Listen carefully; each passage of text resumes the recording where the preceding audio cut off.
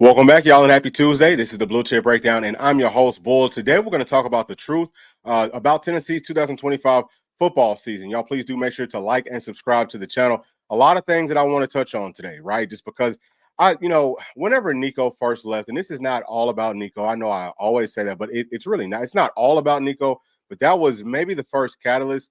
And it might have started even before Nico left, but I think that was the first catalyst that started us on this spiral for what the 2025 season will look like. I want to start off with this transfer portal because there's been some talk, right? I'm just like y'all, where I'm looking at all of these sites, whether that's On3, 24/7 Sports, Rivals. I'm looking at it and I'm trying to see what are the people that are the closest to this program talking about with our volunteers. And what I've seen here recently is, some of those guys that are close, that are insiders, they're saying, well, Tennessee's not broke. I think that broke is a relative term because for me, if you, and actually, let's just pull this up. If you look at this, if you look at the SEC's transfer portal rankings, and this is from 24/7 Sports, you can see what these teams have been adding, right? So LSU, they've added 17 players, and this is not just from the spring window, but it's also from the previous one. So I think that they lost, I don't know, it was like 25. You know what? We can just click on it and see. Right, so I think that they lost 25. Okay, let's just come on in here and say, I'm sorry, they actually only lost 22. And I'm sorry about all these pop-ups. And for some reason, 24/7 Sports doesn't do the best job of blocking the pop-ups, but they lost 22. They added 17, right? So you can see the caliber of the players that they did add. You can see Ole Miss, they always live inside of the portal.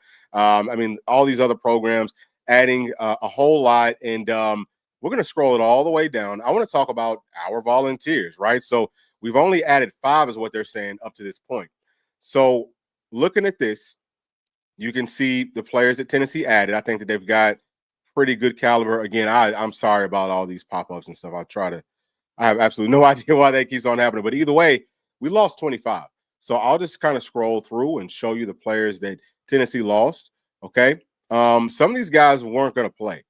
That's just what it is. Some of them weren't. Some of them were. We needed some of these guys. We didn't need all of them, but we could have held on to some of them that we probably would have been in a much better spot. So to be losing 25 and only adding 5, that is the worst in the SEC. And if you want to take a look at some of these other programs, actually, let me try to see if this thing will do it the correct way. All right, so we can look at Florida. So Florida, they've got them ranked lower than Tennessee. Okay. We can just click on them, take a look at what they've been doing. So they added 5, just like Tennessee's added 5, and then they lost 22. So they've lost less players than Tennessee has lost. So they're in a better position as far as I'm concerned. Now, I don't know Florida's roster well enough to know how many of those players did they not need or, whatever, but they're just not in a worse spot. We can take a look at Texas, but all right, because Texas is a championship caliber team.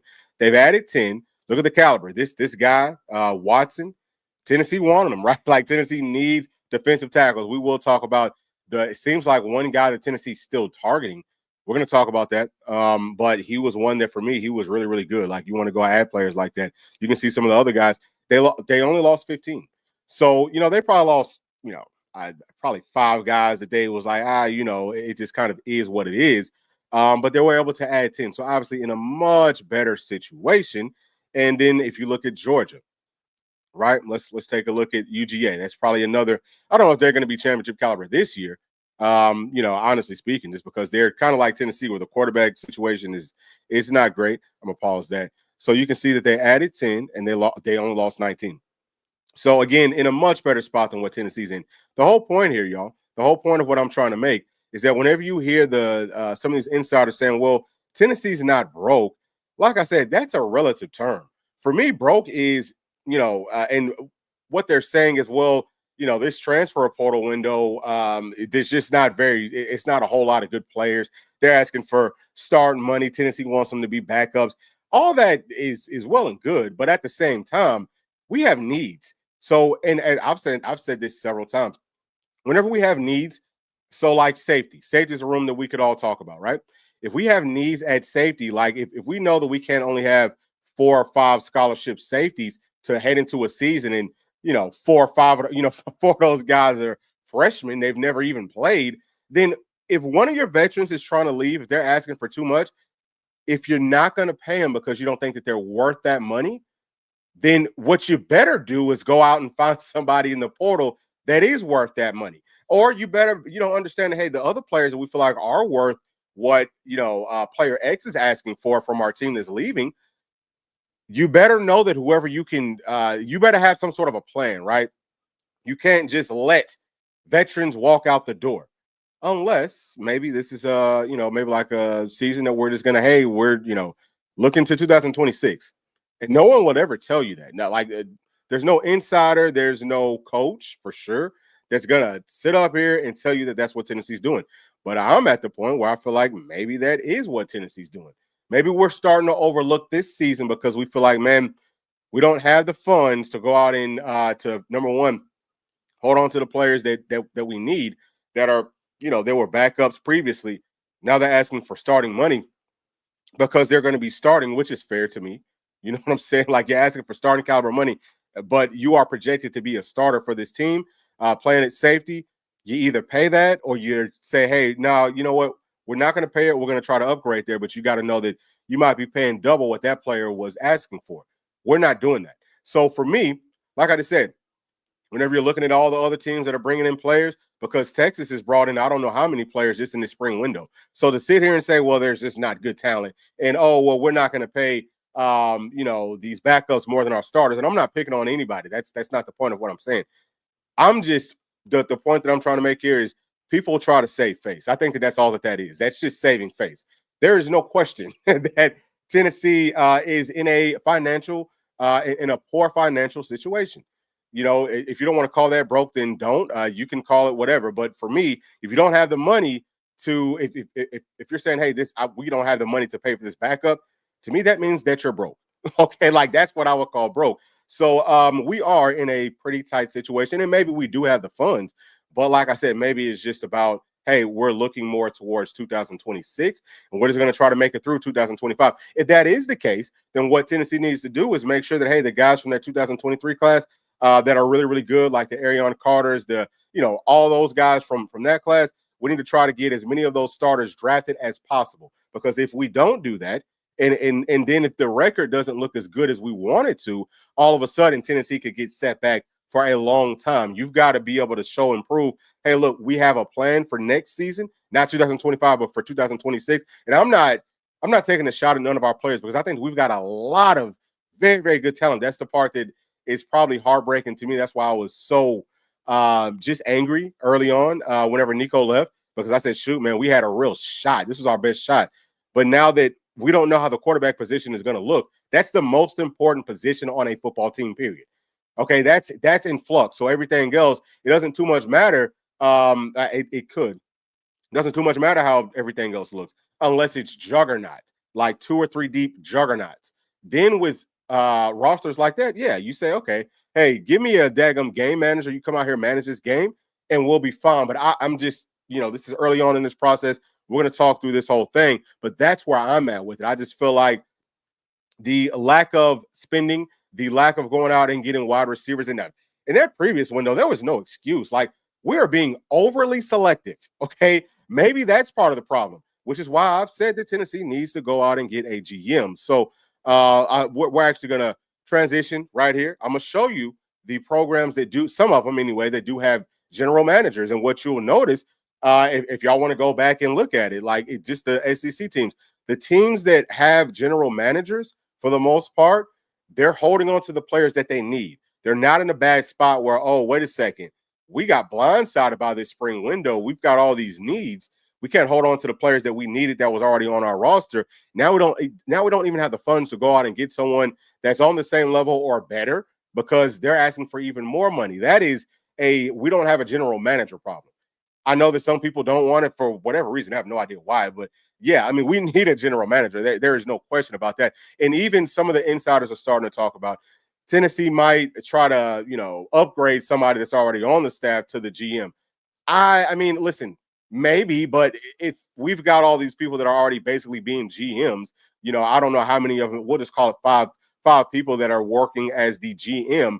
They're not doing a very good job right now. So I would prefer to say, hey, you know what? I don't know how much money Tennessee's working with. I don't think So again, broke is a relative term. I think that Tennessee has money. I know that we've got some really big boosters and donors and everything else. We've got a just crazy fan base is going to do everything for this program, for all of our for all of our teams. So I think that we can raise the money if we need some more. Just come ask for it. I feel like we'll all chip in, whatever it is. Even if you can only put a daggum dollar in, putting in a dollar for if it's 50,000 people, that's $50,000. That can help. But the whole point here is whatever it takes to go out and get a real established general manager that understands how rosters are supposed to look. How do you, how do you look at the money portion of it and all of that? Somebody that's organized. And if you can't find one of those people, listen, P and I would definitely do it. We'd be happy to do it. And I can promise you that we already know enough people that be able to keep it going. We would put us in I think, a better position than what we're in right now. This is not an ideal situation. So I wanted to bring that up. Okay. I think the Tennessee definitely needs to have a general manager. No question. So next, okay, this is how Tennessee's current safety room looks. And I took all the players that transferred out. I took them off. Kobe Thomas is gone from what the insiders have been saying. So we won't see him back. So, I mean, just looking at this, it don't make this, just a little bit bigger so that I can see it better. But we've got Andre Turntine, redshirt senior. We've got Jordan Thomas. He's a redshirt junior. We don't know if he's going to play this season. Really, he's a star guy, but I think that he would have to play at safety for us this season. If he can go, that would be huge. I'm basically, and it's not because I don't like him, because I absolutely love him. I love all of our players, but I'm basically counting him like he's not going to be playing. So then, we have Idris, and he's probably at this point might be the starter. But for me, looking at Caleb Beasley, now I think that part of the reason that Tennessee's going out to the portal looking for these cornerbacks is to find somebody that can really play star. We'll take a look at two of the guys that I've seen here recently. I think just like within the past hour, we'll be visiting Tennessee that play cornerback. I think that we're getting them to play star to back up Boo. So that would free up Caleb Beasley, who was playing at star, looked really good right there. He's got to go play safety now. We're having to overcompensate in a whole lot of different areas. I have him listed as a sophomore, but I think that he would be a redshirt freshman. Really, all of these guys are either going to be freshmen or redshirt freshmen. Then after that, we have Sidney Walton, true freshman. Okay. Has not played a lick. Don't really know how he looks. He might be pretty good, but I don't know. He's going to have to grow significantly. Then we've got Tim Merritt, and I've told y'all that Tim Merritt was playing at cornerback in spring. He probably got cross-trained, but everybody now in Tennessee secondary has got to get cross-trained because this is not enough bodies inside of our safety room. That's just what it is. I don't care what anybody says. This is not enough. Okay, we don't have enough depth here. This is the lowest amount of depth that Tennessee's had since Coach Heupel's been here, and it's not even close. It literally isn't even close. We typically have about 8, 9, 10 safeties. You know what I'm saying? Just people who can play safety. So yeah, it's a whole lot of youth, and we're gonna have to get caught up. So what I'm gonna do is I'm going to actually move on right here to the star room and show you some players that I feel like could be playing star for us. Obviously, Boo's going to get the start. Who's going to be backing him up? I still have Caleb Beasley here because I think, like I said, he's going to get cross-trained, but I think that he's going to have to start at safety. I do. I think that he's probably maybe our best option to start at the safety next to Andre Turntine, because you really need 4 guys that can rotate there bare minimum. Like, you at least need 4, and we're going to be getting into freshmen. Like, for sure, true freshman, for sure. So, I would say that behind Boo, I don't know. I think that Marcus Gorey, he's looked good. How much has he grown? Has he gained some weight? This is 185 is what he's listed at. I think he probably needs to be a little bit bigger, to be able to play star, because star is like a safety cornerback hybrid. They play inside of the box sometimes. They got to blitz. Like, you're asked to do a lot of things. You got to have really good coverage skills. So, he could be an option. I think that Dylan Lewis as a true freshman. I think that Trey as a true freshman, they've looked pretty good, but they've got to grow. I also think that William Wright, he's been playing at corner, but I think that you give him a real serious look at playing star, because he is an older player. He's been inside the Tennessee system. You got to let him get some burn there too, I think. So the star room being a little bit shorthanded, that could take away from Boo Carter playing on offense, which takes away from an already shorthanded wide receiver room. I'm just telling you like it is. I'm not trying to be, doom and gloom. I'm really not. I'm just being real with you. I think that at this point, people are starting to catch on enough that I can be a little bit more real and vocal about how things actually look for this roster in 2025. So with all of that being said, that's Tennessee's star room. Let me show you how the the potential transfer portal players look that we're going to be hosting. So we have Brent Austin coming in first, or I don't know if he's coming in first, but he will be coming in the first player that we will look at from South Florida. It would have been great to get a South Florida guy on the offense because it's the same system that Tennessee runs. Either way, I really like his game. He's a shade up under 6 feet tall. Okay, he's from California. They play really good football out there, and you can see his numbers, for the past couple of seasons. So I think that he can. I think that he could play star for us for sure. This might be my number one option. All right, so just looking at him, again, you're going to see him playing outside and also inside in some situations, but it's more about his skill set for me, being a guy that shows really good coverage. He's good playing that press coming up to the line of scrimmage, which you have to do, but I think he's also physical enough that he can play some of that like box stuff that they're going to be asked to do. I mean, you see him here. He has really good coverage, maintains great leverage, stays on top of routes. He does a good job with his transitions, getting in and out of breaks. You got to do that. I mean, it's an absolute must. And he's a guy that understands football on a pretty good level. This is the inverse. You can see him in a goal line situation, being able to do things like that. And obviously, we're always going to be adding the versatile players, especially inside of the secondary, but really everywhere. You want guys that can do multiple things because that adds some depth, low key. You know what I'm saying? Like you have a player that is actually can wear multiple hats. That's a really good thing. And if you have multiple players that are just like that, obviously now, hey, we're kind of shorthanded here. But we've got a cornerback that actually we think, hey, he looks pretty good playing at safety. Let's bring him on over to safety. But we've got some other guys maybe playing at star that was third string.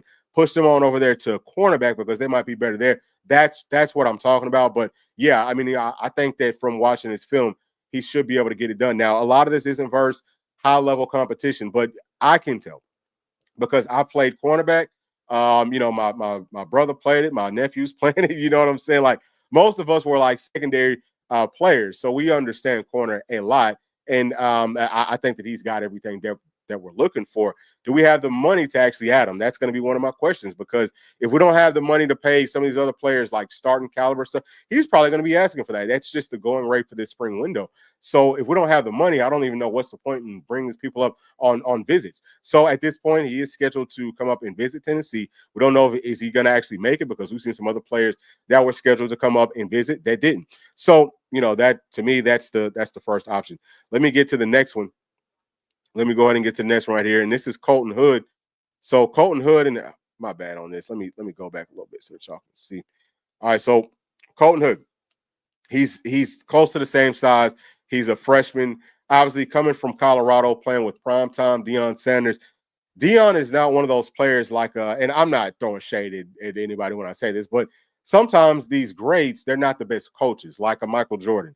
He wasn't the best coach. Or anything like that. Like, I don't think that he's a guy that could coach it. Kobe was different, though. I think that Kobe could coach basketball. I'm saying all those things just to say Deion is a former player that now I think coaching secondary. I've heard it whenever he was on the NFL draft stuff. I could tell. I know good, good coaching and things like that. Whenever I hear it, obviously, man, primetime knows. So, you can tell with their secondary players, they all look good. And they're going to play a ton of man-to-man coverage. If you can play man, there's no excuse that you can't play zone. So if you can play man for me, you can easily play zone. Man is the harder thing to play for sure. Zone is just about common sense and having some daggone baller to you.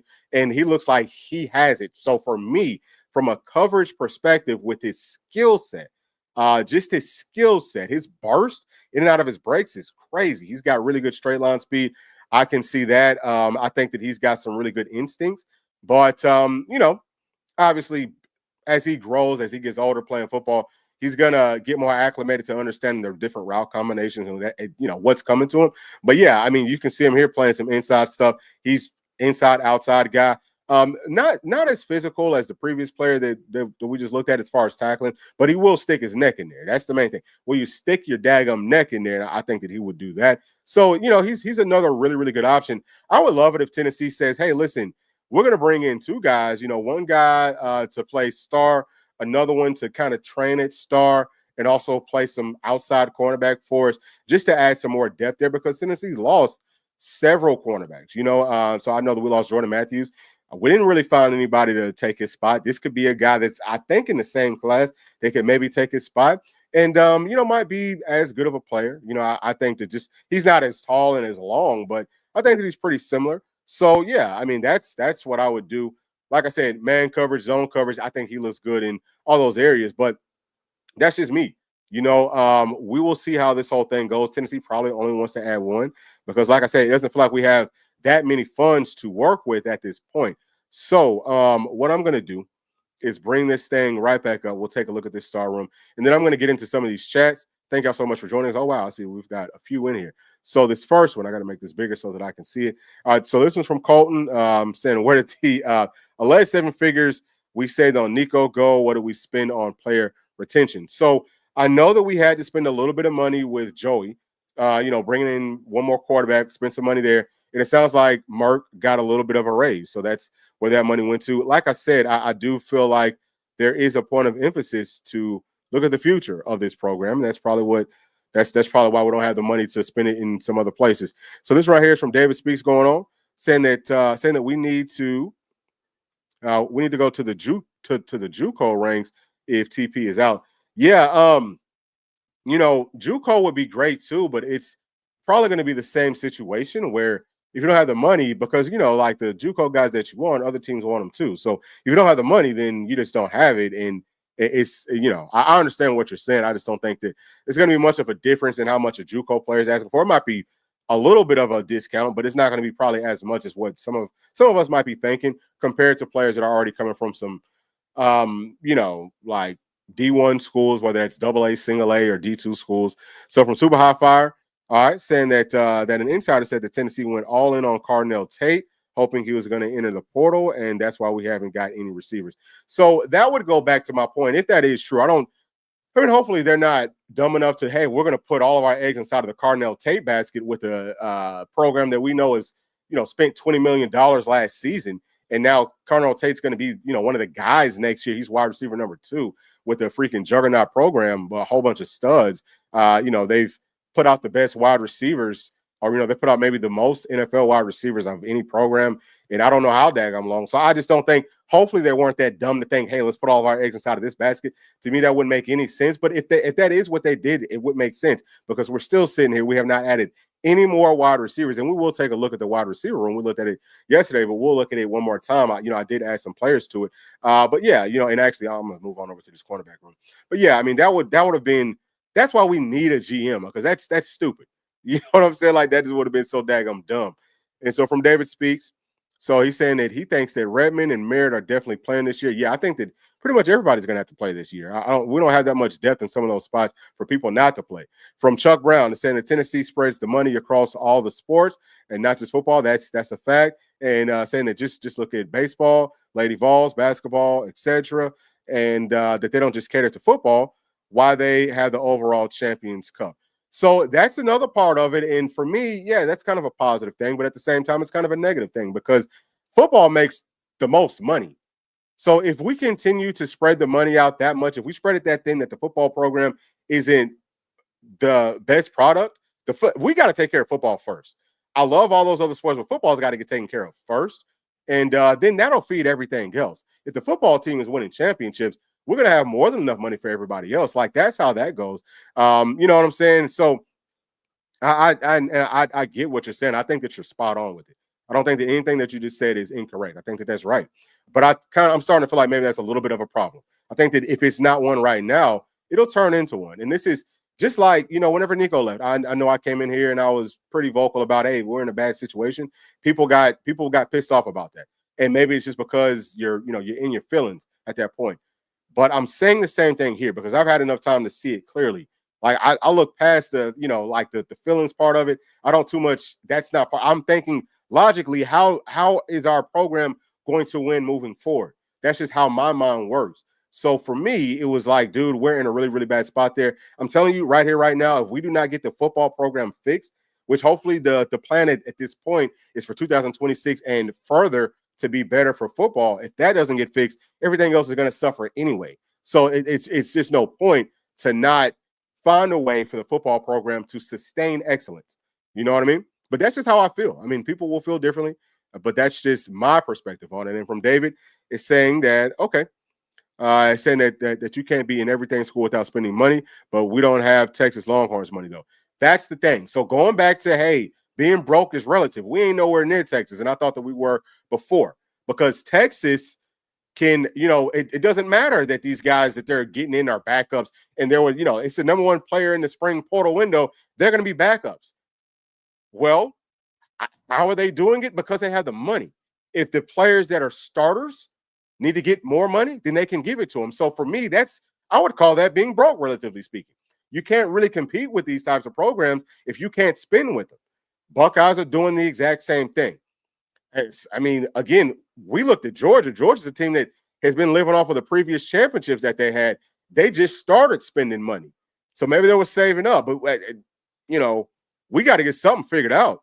We have to get something figured out. And even if it's about, hey, we're not going to be able to add any more money to the bucket that we typically have. So let's just say if it's $15 million, I'm just throwing a number out there. I don't know how accurate that is. But let's just say if it is $15 million, we've got to find a way to better spend and better use that $15 million. We've got to find ways to win, period, point blank. This is about results. It's not about, oh, well, this and oh, well, that. I don't give a damn about that. I sincerely don't. Like, people are getting paid to figure this stuff out. That's their jobs. So you better be working around the clock. If you got to take away from some of that free time, then that's what y'all got to do. I'm talking about front office people. I'm talking about coaches. That's what they're supposed to do. That's their job. That's what they're getting paid to do. So I am disappointed at where we're at this point. Not to say that the team's going to be bad. Again, we're going to go through this entire roster. And actually, I'm going to pause and we'll talk about cornerbacks. Okay? So looking at this room, we've got two guys right there up at the top that are NFL caliber. I think that at the worst, we're going to see two first or second round players. I think that Ricky Gibson will at least go in the second round. If he has a really good season, can work himself into that first round. And listen, we got some guys. And I also think that J-Mac, I think that he can work himself into a pick too, because he's going to get to play early on this season. I think that he's going to get rotated in. Hopefully, I think that he can get rotated in pretty frequently, and I've liked what I've seen from him. I think that he's going to get drafted. And then we've got a whole lot of youth behind that. So maybe you bring in a guy like we talked about to actually play at corner to give you another kind of like veteran. Neither one of those guys played SEC ball. It's a different level, baby. We all know that. It is different, but they saw some good competition. They did. And actually, I know that South Florida played up against some SEC schools. So that's part of it. And also know that Hood, he played up against some wide receivers that they got drafted. So they've seen that caliber of talent. And that would probably be good. But looking at this and looking at the previous rooms, right, there's a lot of youth. And I'll go back to the previous rooms that we just looked at. You're going to see a lot of youth in all of these rooms. That goes back to my point. Do you really want to, do you want to say, hey, we're going to look at this season to get the players that are upperclassmen that are going to be eligible for that NFL draft. We want for them to shine. We're going to find some ways for them to have really good numbers and just to look really good so that they can get drafted. And we're also going to try to have a preference in playing these younger players. Outside of the guys that we feel like can get drafted, let's throw these freshmen out there. Let's get them some burn. Let's get them ready and get them acclimated to playing on this level so that now we've built up a crazy amount of depth for 2026. That could be the plan. I'm not giving up on this season, but I'm just, once we get to the quarterback room, we'll talk more about that because, again, it really is going to be based off of what the quarterback room does. I feel good about everything else. I think we've got some guys that are going to step up and that they'll do enough for us to get there. But we definitely need for the quarterbacks to, they're going to have to, whoever's going to be the starter is going to have to play. So, we've got a whole lot of youth there inside of Tennessee secondary. Let me get to this one right here. This is a super chat. Thank you for this one. And this one is from Football Jones saying that he or she loves this content. Best coverage since Checkerboard Radio. Listen, thank you so much for that. Those are really, really kind words. And like we always say, we put in a lot of work, and it's always good to know that y'all like this content.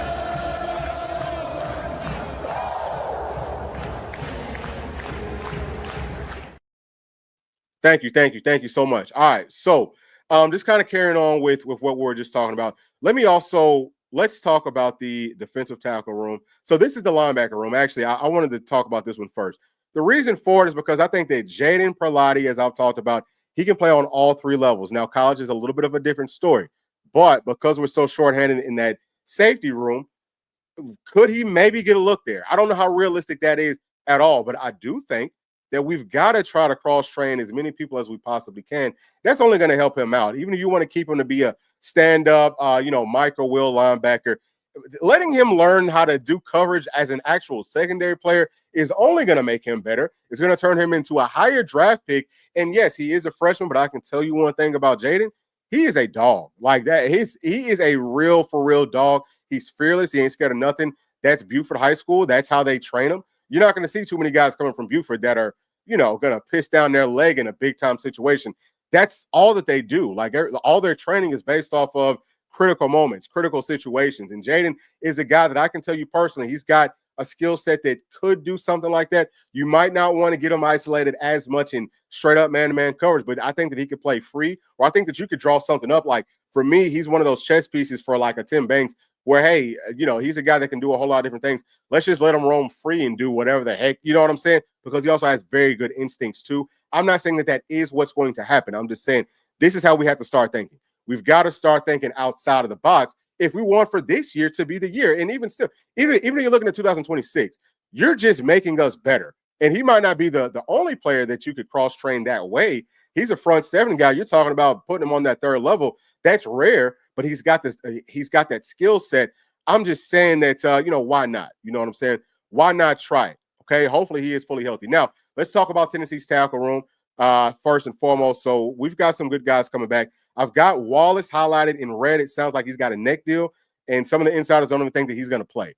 They think that he might not play this season. Obviously, the neck stuff, neck, back, head stuff. That's really, really serious. My biggest concern is not even about this entire team. It's about his health. I'm hoping that he's going to be fine. I've seen him out there walking around and stuff. I don't mean to, paint this picture like, I don't want to make it worse than what it actually is, but I'm just hoping that he's going to be healthy and all of that type of stuff. So that's number one for him. But we have to look at him at this point. Like he's probably not going to be playing for us. So I did throw Charles House in here. Y'all can see him down at the bottom. He's a guy that I'm hoping can come up at about 320 plus and be in really, really good shape because I think that he's going to have to play. Everybody else that you're seeing here will have to play. They all have to play. Nathan Robinson, he's been banged up. We need for him to come back for sure.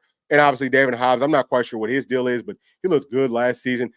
Our top, probably really, I had to go Bryson Eason, Jackson Moy, and David Hobbs. And then Dominic Bailey's going to probably have to play some more tackle for us as opposed to strong side in, which might be why we're targeting some players that are closer to like that strong side in. But either way, Don Bailey's going to have to play tackle, and I think that he would be within that top four. So those four guys, I definitely trust. These freshmen, Campbell, love what I've seen from him so far. He's going to be very, very good. He just needs to continue to play and just, keep on working, but he's going to be very good. Love what I've seen from Ethan Utley, too. He really shocked me some because in the Polynesian Bowl, was it a Polynesian Bowl? He played in some All-Star game. Didn't absolutely love it. He might have been sick or something. Either way, in our orange and white game, I think that he looked good.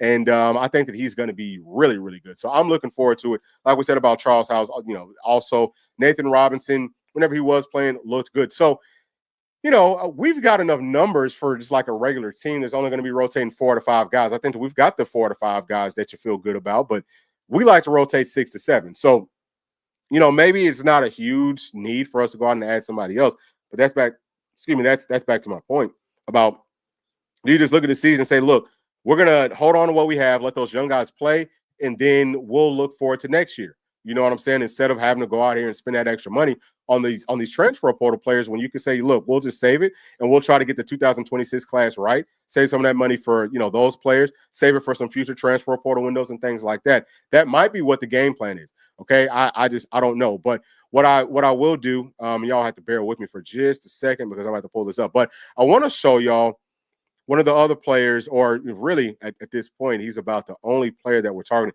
Actually, there's one more that I will also put in there, or that I'm going to put in here. Just bear with me so that I can pull this up.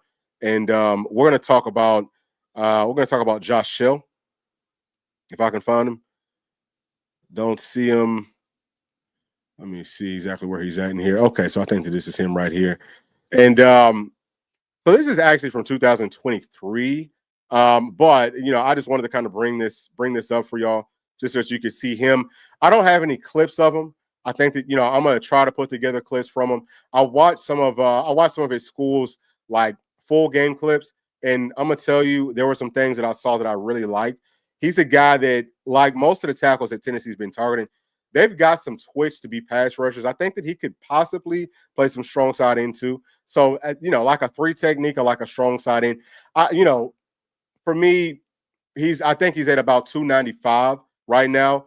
I'm saying all those things just to say that it sounds like he's the number one target on Tennessee's big board for tackles, and I think that he's pretty good. Now he's not playing up against the best level of competition.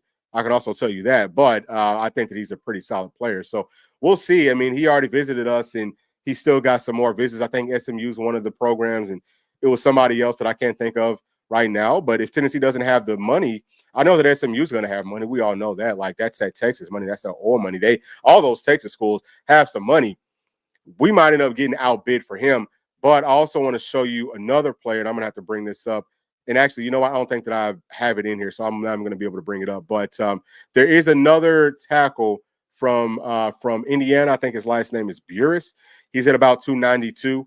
That's the other guy that Tennessee, that's the other guy that hasn't chosen a school just yet that Tennessee can, maybe try to get. So part of the reason I do think that Shell is what the insiders are calling our number one option is just because the other guys were asking for too much money.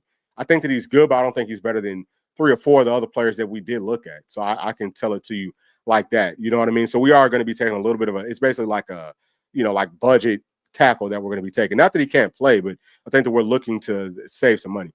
So let me see if I can get back to this chat because I want to get to some more of this stuff that everyone's talking about. Okay, I want to try to get to where do we leave off at?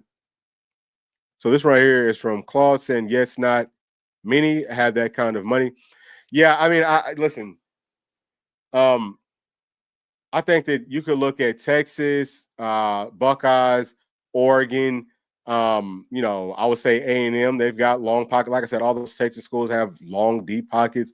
I think that they've got some deeper pockets. What the real issue is if you want to win championships, which is what we want on this channel, you can't be getting outspent significantly by so many programs that have already gotten themselves deeper into the college football playoffs or that are coming off of championships and all of that are putting out more draft picks, that are doing everything else just because it's not going to turn around. That's my problem is, are we ever going to get back to a real championship status? That's the question. That's what I'm trying to get answered. And I think that the best way for us to do it at this point might just be to say, hey, we're going to roll with what we have. We're going to save some money wherever we can. Hopefully that is what's going on. And then we're going to look towards Tennessee's future. But just because they don't know that we can get it done this year, I think that maybe that's what's actually happening. And if that's the case, then I feel a little bit better. Obviously, it sucks. We all got to go through a whole year. And unless you're about winning championships, you might not care about this. But a whole year with we don't know. Are we going to win this game? We got Georgia. We don't feel like we have to. I mean, that's what hurts for me. That's the problem. And I hope that Tennessee fans can understand that and have a little bit of grace. But we also need to see plans being implemented. We need to see that Tennessee is trying to get a general manager and not just somebody that's in-house. Like, you got to go get somebody who knows what the hell they're damn doing. All right? Like, let's stop bringing people up from inside of our own. Sometimes you got to go add some more folks, which Coach Heupel has done. He went out and got an offensive analyst. He went out and got an analyst for our secondary and for our defense. Guys that know what the heck they're doing. We got to keep doing that, right? We can't keep doing the same thing and expecting different results. That's a problem, okay? So I'm hoping that that's not what we do. All right? I'm hoping that we go find somebody who knows what they're doing. And this right here is from Sadrish saying that, but football makes money and women's basketball, baseball, and softball don't. Yeah, so that's kind of what we talked about earlier. None of the other sports besides like football and men's basketball are really making any money. Everything else is losing. Those two sports pay for everything else. So the money's got to go there first, just for me. Claude is saying that the question is, do we want football to win at the cost of other sports? I think that's a great question. For me, I'd say, yeah. Okay, you know what I would say, yeah.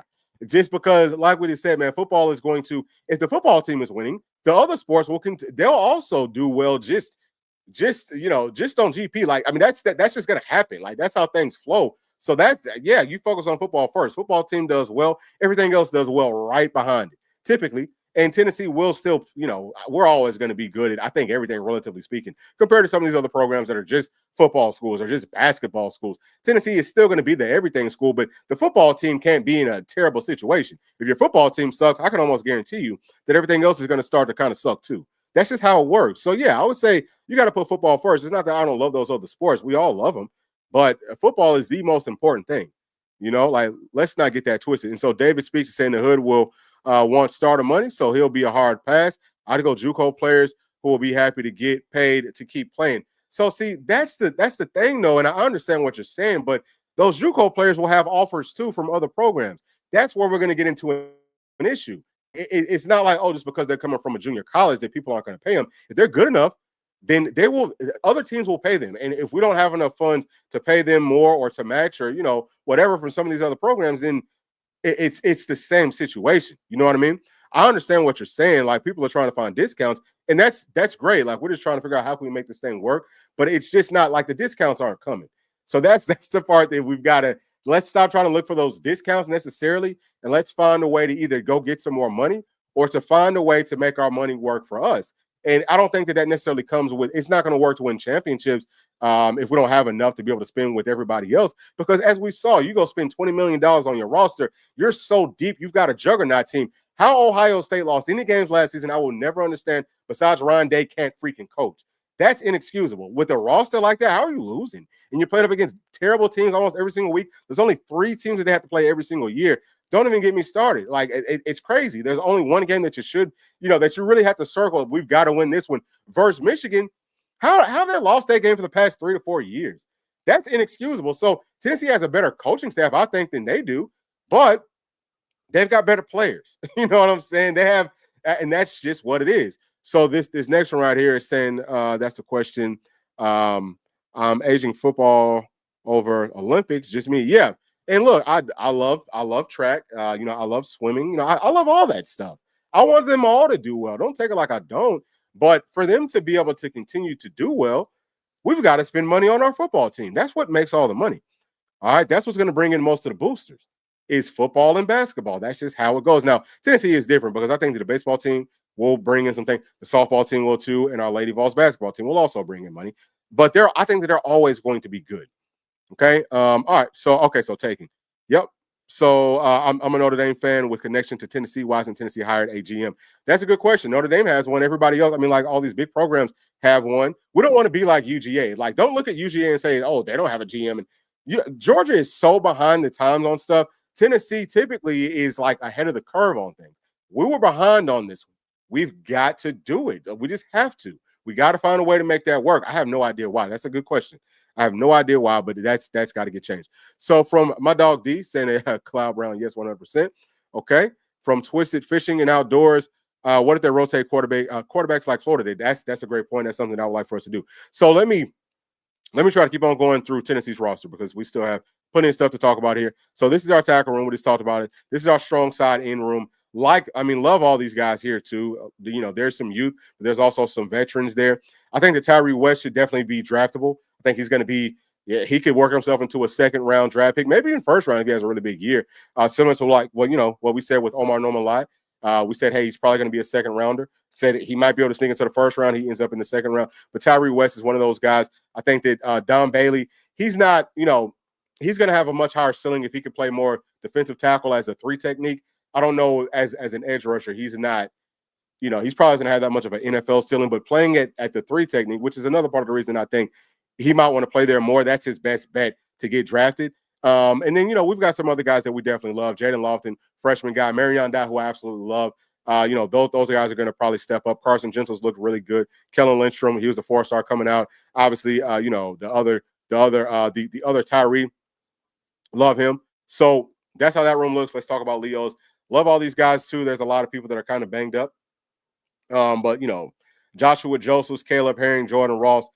It's going to be tough to find, a trio of better ends anywhere in the whole country. I think we're in a great spot there. We've got some other players here that can also do it, that can come off of the edge. So we'll see. It's not a whole lot of proven stuff there, but feel fine with that. Now let's talk about quarterbacks. I think that Joey Aguilar is going to get number 4 because he wore that before. But Jake Merklinger wore number 4 coming out of high school. I don't know if he likes number 12 better for college. Sometimes players will change numbers, but we'll see what happens there. So I just put that number 4 for Joey at this point. But we'll see how this battle, kind of plays out. Like we were just talking about. I wouldn't even mind seeing us rotate. Hey, listen, rotate, especially those younger guys in. Rotate guys in and let them daggum ball. Let them get used to it. Let them get some, real reps. That's what I would do if you're looking towards next season. But if I'm looking at, I don't even know who the starter would end up being. But I think that if this room takes a big step forward compared to what I'm thinking it could potentially look like, if it's better than it is worse, then, man, look, Tennessee's right back in the hunt of things. And it's not necessarily let's skip over 2025 and look towards 2026. Because if these guys ball within a new system or within a new, few new wrinkles to our scheme, yeah, we can still make things happen. Can they operate this offense well? Joey Aguilar is coming in next month. It's just a few days away. I don't know at one point in May he's going to be coming, but at some point in May he will be here. The number one thing that he's going to have to do is get to know his teammates. He can't, and that's a tough thing for him to do because you want to be able to spend as much time with all the guys as possible, but at the same time, you don't want to be overbearing and get on people's nerves. So he's got to be able to do that naturally, and that takes some time. Before they can really start to go to work. And maybe it'll happen whenever they do go to work. And I would hope that most of the guys on this team are going to be inside of the building, which is the main time that you're going to see most of your teammates, especially, like quarterbacks, upperclassmen and stuff. Like for some of these lower classmen, the main time that they're going to see those other players that are upperclassmen is if they're inside of the building.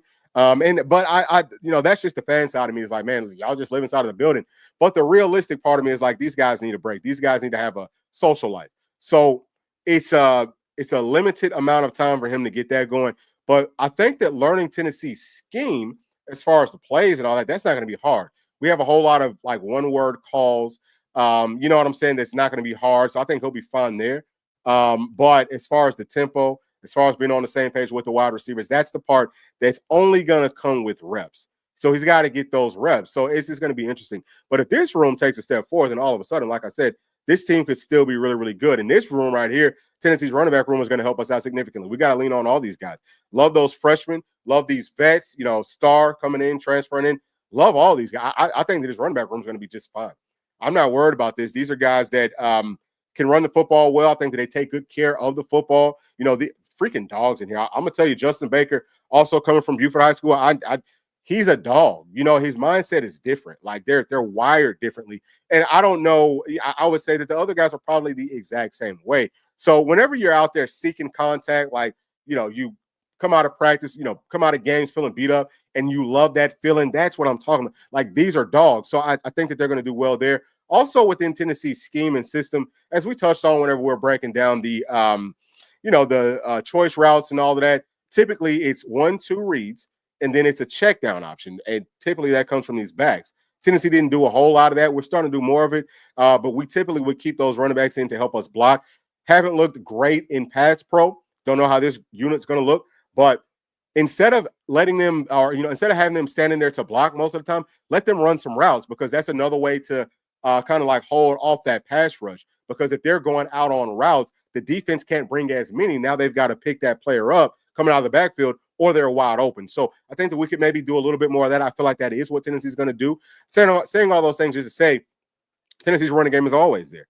Okay, and the offensive line is better this season. That running back room is going to be critical for the success of this team. So love those guys. Tight end room. This is another one that we feel like is very strong for Tennessee.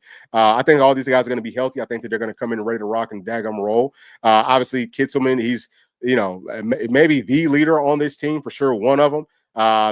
He's one of those guys. He's not going to let them slack off. That this room is going to come prepared to play, and they're going to bring the funk every single Saturday. And I think that a lot of that has to do with Miles Kitzelman. I'll throw Ethan Davis in there too. Sounds like they are best friends. I think Ethan Davis called Kit his brother, which is great. Like you love to hear that. But they're going to make sure that, hey, those young guys, y'all got to step it up. Okay? We're trying to win. I know that these guys on this team want to win. I want to win too. They're going to push them. And I expect for this room to be another one, a whole lot of 12 personnel. They're going to have to block, but you can have those gadget plays where they start off blocking, sneak out late, catch the ball, get up the field, truck somebody, make something happen, right? I think that this room will do it. Ethan Davis is a guy that can play. You can split him out wide. We need that. We need that versatility, especially with that tempo, you're mixing things up in that 12 personnel. You're flexing guys out. You've got a bunch of mismatches everywhere. Like that's how we find success for 2025. So next, let's talk about this offensive line room. Tackles. This room still looks good. I think that Lance Hurd has looked better. He's in more shape. He's more acclimated to our system. I think he's healthier now. That's going to be huge. He was the number one offensive lineman in his class. So was David Sanders on that right side, or at one point both of them were. So we've got two really talented tackles. David Sanders being a young guy, but I love what I've seen from him. That orange and white game, I mean, a textbook clinic on how it's supposed to look. I mean, I'm talking about run blocking, pass blocking, the whole deal. Textbook. Going up against some of our starters on defense too. So he's going to be fine. We're not worried about that. But then you look at some of the guys that are going to be backing him up. Bennett Warren, he was the highest guy offensive lineman in his class for Tennessee. But yeah, he's got great size. I think his footwork's come along. His technique has really gotten better. He wants to be great. He truly does. So I feel fine about him. J.C. Perry, I love him. Okay, love him. He's a guy that can play anywhere on Tennessee's offensive line. Love what he's done. So yeah, that's another really good option. I think that looking at guys like Brian Grant, I think he's a solid piece. You know what I'm saying? He's a guy to throw out there if you absolutely have to. Jeremiah's Hurd, haven't seen him for, all the spring. But if he can get it together, once he really learns how to play at tackle, and he's probably more of a 2026 guy looking more towards Tennessee's future. But he's another one, his size and everything. I mean, a prototype tackle body. So, and then we also have Gage Ginther, who can play some tackle for us. I left him inside of this room, but he's really more of a guard. So let's talk about centers. Huge to Tennessee's team. William Satterwhite, I believe, will be getting the start right there. I think he's very, very good. He's a scrappy guy. We talked about that watching this film. Feel fine, because if he can't go, then we've got Sam Pendleton that can go, that is a veteran, that's played Power 4 football, that's going to be fine, okay? So not too worried about it. I think that Gus Hill, as a walk-on guy, he's looked good, but really Max Anderson looked great last season. He's looked good so far, just over the course of spring. J.C. Perry, like we said, can kind of do it all. Nick Moore is going to grow into a freaking stud. Okay, so this center room, I mean, going to be way better than what we've seen. Now, let's talk about Tennessee's guards. We're going to see Wendell Moore starting on that left side. I think it's going to end up being Sam Pendleton starting on that right side. And if Pendleton does go to center, we've got guys like Sham Umarov at 6'7", 330 pounds. This looks really good. We still have J.C. Perry. We've got some other guys. This is a better spot for me for Gage Ginther, Max Anderson. Technique is great. Antonio Cade Agumuro. Listen, he's a true freshman. I love his ceiling. Absolutely love it. So I'm just saying, the offensive line, y'all, offensive line is fun. This is why I feel in some spots it's like, dang, dude, I could really see Tennessee having a real shot here. Like, you look at the schedule, which we will look at, it's going to take for rooms like this wide receiver room, to really step up, okay, for the quarterback room to really step up. Everything else, I think, is going to be on par with what we had last season, if not better. So it's just a lot of youth here. I actually threw Dotson in here too. But it's just a lot of youth. That's all it is. But it's talented. It's still talented. I don't think that we're going to add anybody else to this room. But so what? These guys have to play. Let these guys get their burn. Let them get some confidence. Don't even tell them, whisper it to, some of the coaches while you're inside of the building. Hey, man, it's a whole lot of you. We don't know. Don't tell them that, because they are expecting excellence. I know. I'm telling you, all these guys do. I feel fine about that. It's just about a little bit of lack of depth. We got to stay healthy.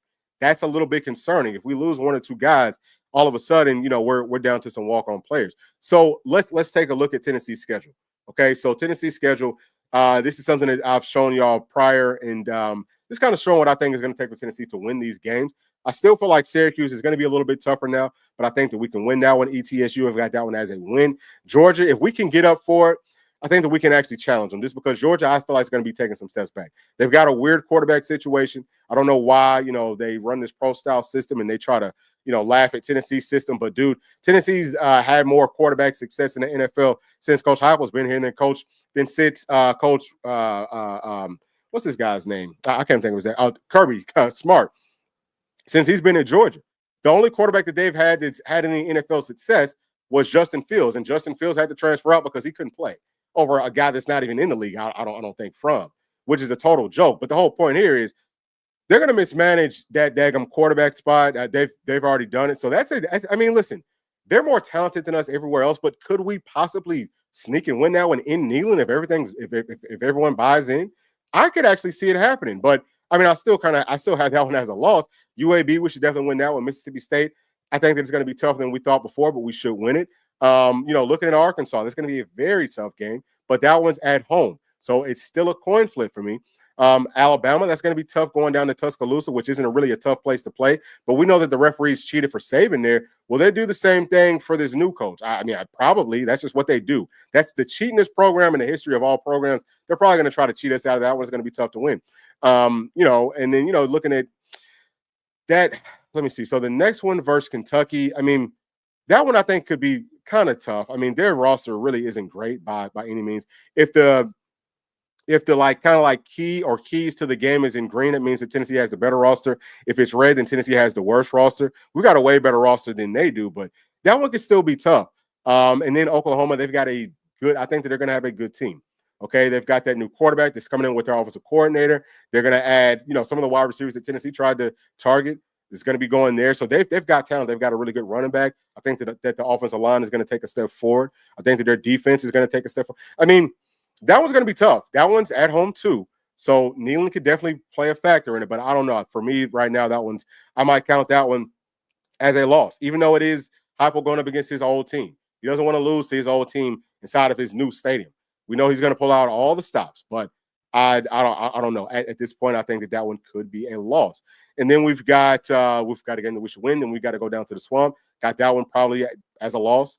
They've got a good-looking team. As long as Lagway is going to be healthy, they're going to be hard to deal with for sure because he's a baller. Vandy, I know that it's Vandy, and we're playing them at home, but we struggled with them early on last season. And Pavia is like a 6th or 7th year guy, whatever, 5th year guy, whatever it is.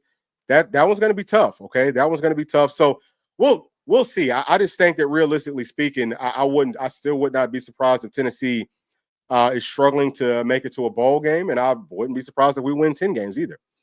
It's all on that quarterback room and on that wide receiver room. I think everything else is going to be fine. So that's where I'm at with it. Like, to me, that's the truth about Tennessee. We can either look at this season and say, hey, we can still salvage it, and of course, we're always trying to win. Or you say, man, maybe it's a situation where we're looking at these young guys on this team that are really talented. We want to get them some more reps, and we look more towards next year and maybe take our lumps this season. I could see it happening either way. All right, that's where I'm at with it. All right, so let me see if I can get some more of these chats.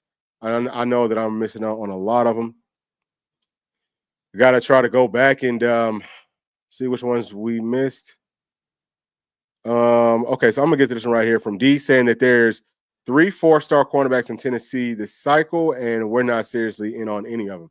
Yeah, maybe they just don't like how they play. I don't know. Some of that stuff, yeah, I don't think that the secondary, I don't know that, and really, we haven't maybe gotten as high of caliber players there, but I think that we've actually done a good job of going out and target, because Tyler Redmond he's underrated. I promise you that. Okay. Dylan Lewis was underrated. No reason that those guys weren't 4 stars playing in the highest classification in Georgia and having as much success as they did. Now, last season they bumped down to the 2nd highest class, but that's still really good football. It's better than most football that you're going to see, anywhere. High school football on the face of the planet. So definitely like that. Okay, what's going on, bro?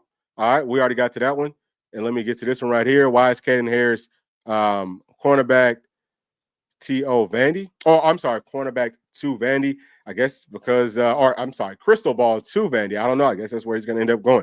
From JT Landon saying, I'm not at work. No, Bama fan. Okay. All right. Coach Heupel and staff are ready to build young talent. That is how you build depth. It should be a fun season to watch. Painful at times, but fun. Okay, yeah. So, see, as long as we can have a look at it like that, like as long as the outlook is more like that, and it's not going to be, man, if this team struggles, because I think that that's possible. I think that it's very possible that we're going to struggle. If that happens, we can't just turn on them. All right. So let me get to this next right here from Football Jones saying, okay. And from my dog Teen Jr. saying, I'm not worried. You worried how this cycle has got me really concerned. We're very young now. Yeah. It is something to be concerned. Okay. Yeah. So we got some folks in here on their lunch break. Hope that y'all having a really good Tuesday. Saying that we need 1 or 2 more to rotate on the D line. We will get our scholarships back soon.